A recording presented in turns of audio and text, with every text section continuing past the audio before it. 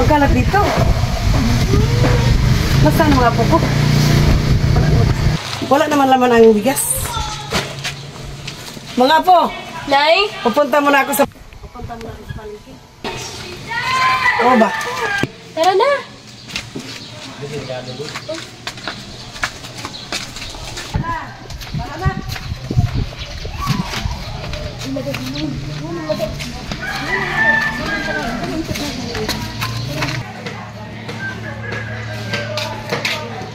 Wow! Ate, gusto ko din yung ganitong bahay, oh. Mga apo! Ang ganda! Ba't ang daldal nyo? Ate, alam mo, Bilisan mo nga! alam mo yung kaklase ko, ang laki ng bahay nila. Naiinggit ako. Huwag kang mag-alala, sis. Makatayo din tayo ng ganyan. Tara! Saan? Wala rami.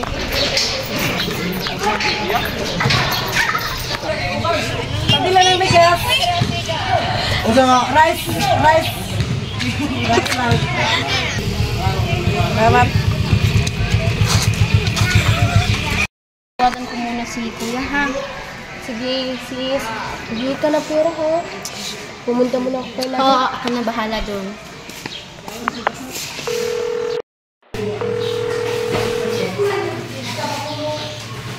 So, Inday. Ano, may hihingin lang ako eh. Ha? Kuya, may ano kasi, may importante akong lakad, tapos kailangan ko ng pera.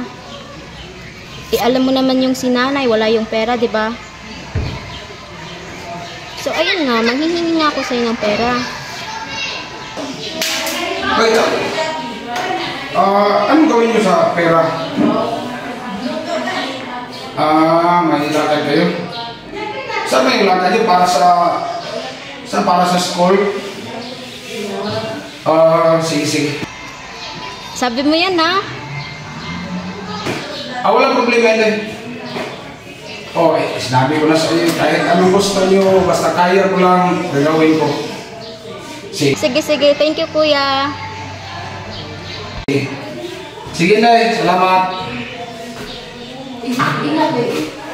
Ingat.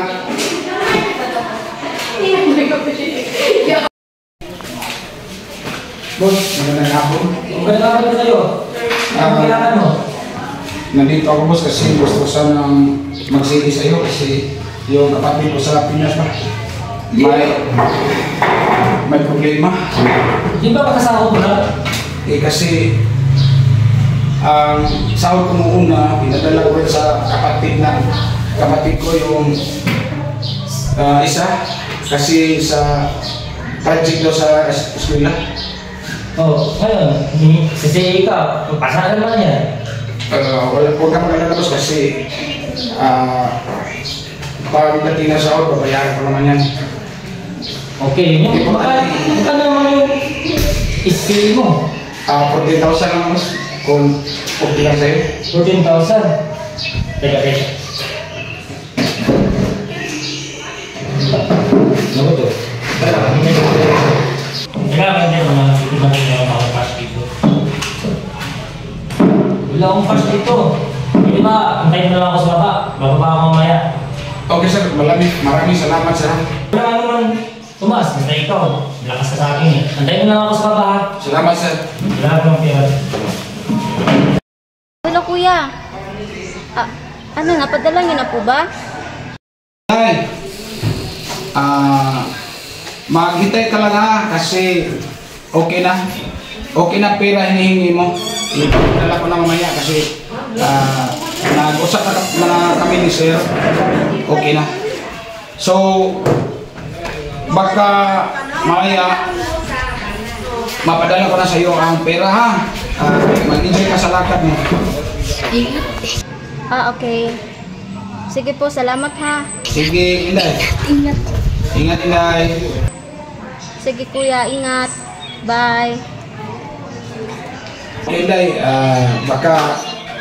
Tomas! sir. Ano ka ba nabili sa akin? Okay lang sir, wala problema. Ito na pala yung, yung gusto mong si... Yes, salamat kayo sir. Okay, tapos maganda ka. May lakad tayo mamayang hapon ha. Okay sir, walang problema sir. Sige, sige. Salamat, maraming salamat sir. Wala akong ngayon. Basta maghintala lang kasi dapat tayo mamaya. Sige sir, salamat. 3 weeks later. Hello, kuya. Kumusta ka na dyan, kuya? Okay ka lang ba?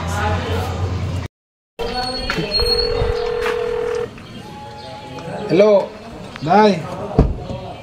Kuya, gusto ko pa humingi ng 200,000. Ha? Bakit? Ba't ang laki? Alam nyo ba? Magkano lang sahod po dito? Ang laki naman ng project nyo. 200,000? Putang ina na. Oo nga, kuya, napakalaki. Pero, gusto ko pong bumayad ng tuition. Deadline na po namin bukas, kuya. Sige. Wala problema. Sige, Day. Walang problema. Maghanap ako ng paraan para sa inyo dyan sa Pilipinas, ha? Sige, Day. Sige, bye-bye. Ingat ka dyan!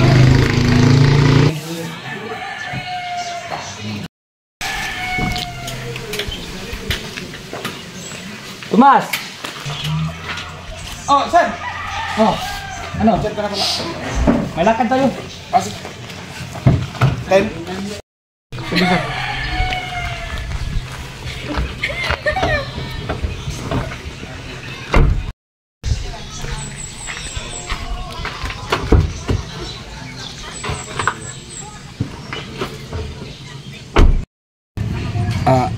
Sir, Oh, ano na naman Tomas? may importante sana ako sasabihin sa iyo, sir.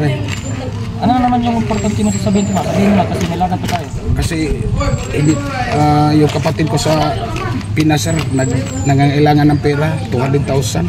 Di ba? Tomas, sige ka na sa akin ng ano yun. Pera mo, pera para papadala sa Pinas, kapatid mo din yun. Yung isa, sir, para daw sa para daw sa project sa eskwelahan. Ilan ba kapatid mo doon? 2, sir. Magkano na naman yung anuhin mo? 200,000 sana, sir, kasi yan ang kailangan nila. Ano yun? 200,000? Malaki naman. Yes, sir. Kasi project daw sa eskwela, hindi ko alam yung sinasabi lang ng kapatid ko, sir, project daw sa eskwela. Project sa eskwela, tapos 200,000. Laki naman nun. Hindi ko alam, sir. Lito, may sasabihin ako sa'yo ha. Sir. Payong kaibigan lang, kahit ano lang. Kasi, napapansin ko na panay hingi ng kapatid mo dun. Baka meron na yung ginagawang kababalagan at ikaw lang niluloko. Hindi ko rin alam, sir. Pero sinasabi ko sa kanila, sir, doon sa Pinas, pag maka-abroad ako, lahat ng hilingin nila, ibibigay ko. O yun ang mali sa mga tao ngayon. Kaya walang aasinso. Kasi, panay katulong sa iba, tapos sa sarili mo, hindi mo na nga naalagaan na, wala ka na nga ligo. Oh. Kaya, alamin muna ha, pero ako ngayon, magbibigay ako. Magkano ngayon? 200,000, sir. Ito ha, sabihan ko dito, kapag meron pang sunod, ako, baka hindi na ako, magagalit na ako sa'yo nito. Naku, sir, maawa ka naman sa akin, sir, kasi para lang sa pamilya ko, sir. Hindi rin ako naawa din ako sa'yo nito, pero magbibigay ako, nag-aawa na ako sa'yo. Kasi parang niluloko ko na lang sa mga kapatid mo. Sige, teka lang muna. Sige, pagdating lang natin sa ano, kasi mag-ano pa ako doon sa bangko. Kukuha akong pera, wala akong cash dito. Maraming salamat, sir. O sige, tara. Hello, kuya. Ano na, kuya? Napadala mo na ba yung pera? Bukas ko na yan gagamitin, kuya. Ay, kunin mo sa kahit siguro sa Enolier, makuha mo siguro ito. Kompleto naman yung ATM mo, di ba? Okay. Napadala ko na yung pera para sa iyo, ha, para sa inyo, para sa project mo. Sige, mag-ingat kayo dyan sa Pinas. Sige, kuya. Maraming salamat. Ingat ka dyan. Maraming salamat. Ingat. Bye-bye. 3 weeks later.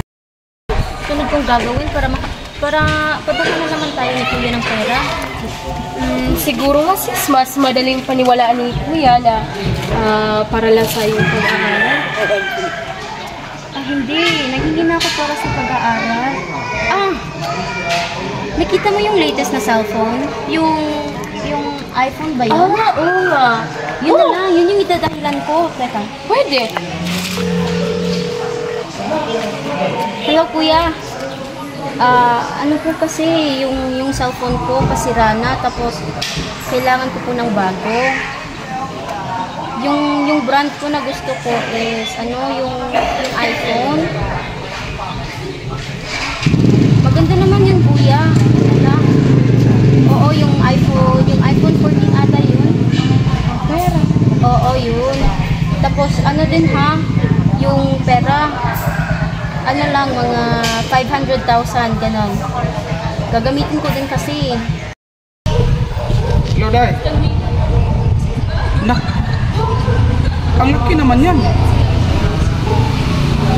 Alam niyo ba kung ilang nakasahod ko dito sa ibang bansa? Oh, alam ko naman yan. Pero, cellphone. Latest na cellphone.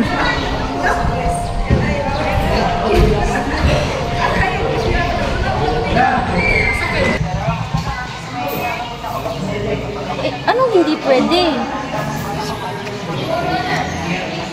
Kuya, ano bang pinunta mo dyan sa abroad kung hindi ka man lang magbibigay sa akin ng pera?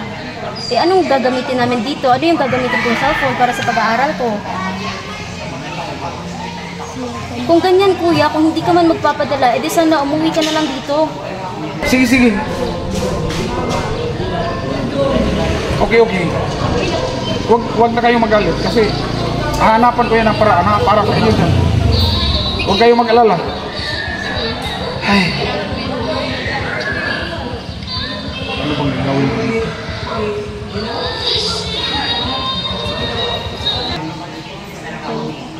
Walang kwenta. Hindi siya naniwala. Ano gagawin ko? Kailan yan, sis? Mabuting tao naman si kuya. Maniwala rin. Siguro uuwi na yon. Uuwi na talaga yun. Sir, Tomas. walang umaga. Magandang umaga din sa'yo. Anong problema mo? Bakit? Karang pangit naman ang umaga mo. Kasi sir, Teka muna. Upo ka na. pinasa naman ang problema ko sir kasi nangailangan ng 500,000. 500,000. Para sa ano naman yan? Bago cellphone daw at may papagawa daw sila sa Pinas. Hindi ko alam sir kasi yung kapatid ko Naman kapatid mo, anong problema? siya ang tumawag sa akin sir. Nangailangan daw sila ng 500,000. Ganyan ba? Makawa ka naman sa akin sir. Oo, kung may awa naman ako. Pero kasi, napag-isip-isip ko na kasi, napag-usapan namin sa aking asawa na panay ka na lang kasi yung lalaki pa yung sinisihin mo. Tapos, parang ako ganun na na ko parang naaasan ako kunti sa'yo kasi hirap kasi, isang araw nagsili ka. Pagkatapos, dalawang araw, nagsili ka na din. At malaki na yun. Ngayon, malaki na rin kasi 500,000.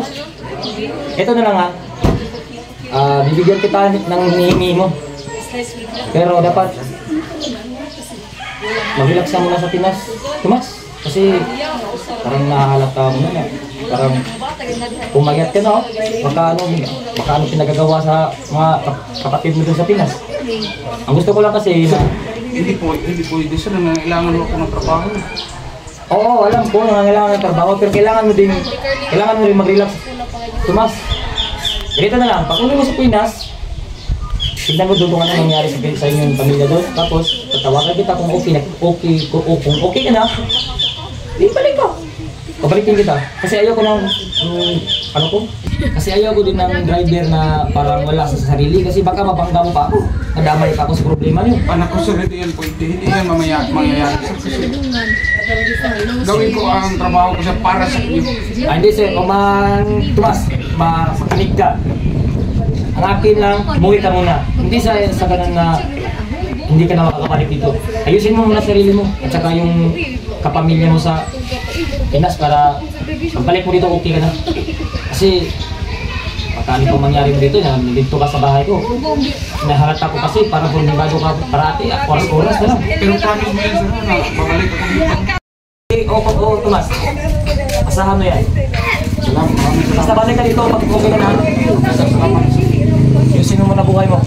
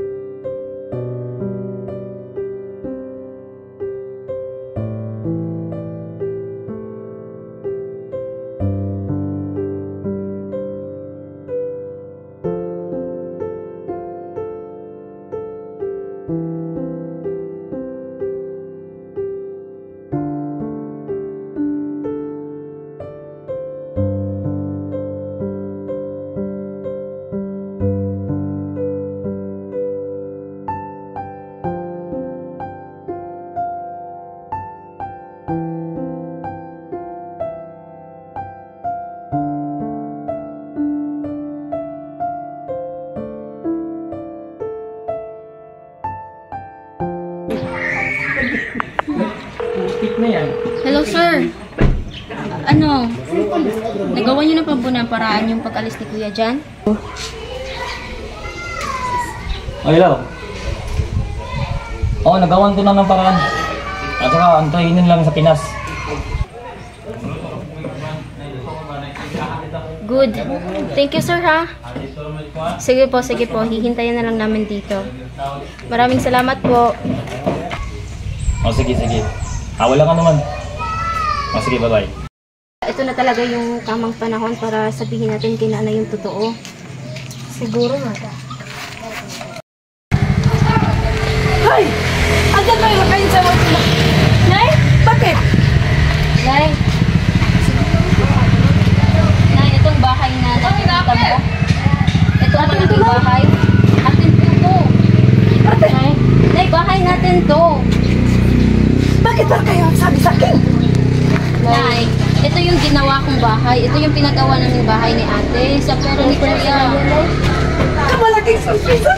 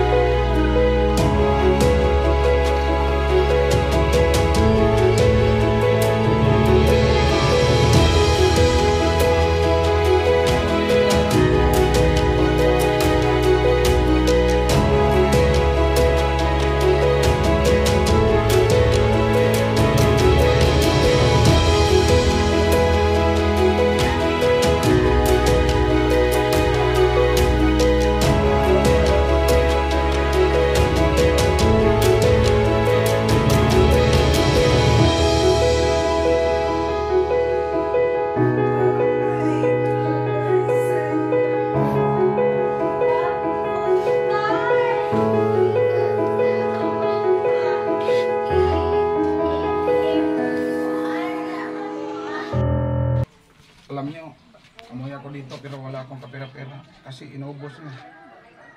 Tinanggal ako sa trabaho doon sa labas. Huwag ka mag-alala, kuya. Teka muna, anong ginagawa niyo dito? Hindi naman tayo, hindi naman ito yung bahay natin. Baka ito na talaga yung tamang panahon. Kuya, naalala mo yung parati kaming nang hihingi sa'yo ng pera? Yung Oo. 14,000, Oh. 200, 500, yun. Oh. Kuya, eto. Ha? Pero na hinihingi namin. Ang ibig niyo sabihin, bahay natin.